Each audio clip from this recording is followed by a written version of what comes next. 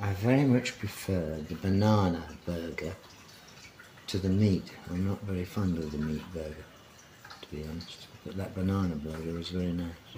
So ito na nga guys, this is non-vegan. Kasi nilagyan ko nga ng cheese. Pero yung burger patty niya is vegetarian kasi banana heart lang siya. Okay guys, kain na sila.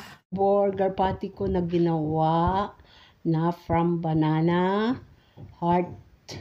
Ito na siya, kumakain na. Sayang sa kanya, yung bread niya ay no egg bread. Okay. And then the cheese, that is pineapple. Banana heart. Oh, that's why it's so sweet. The pineapple, that's the pineapple caramelized. Pineapple. No, it's a vegetarian.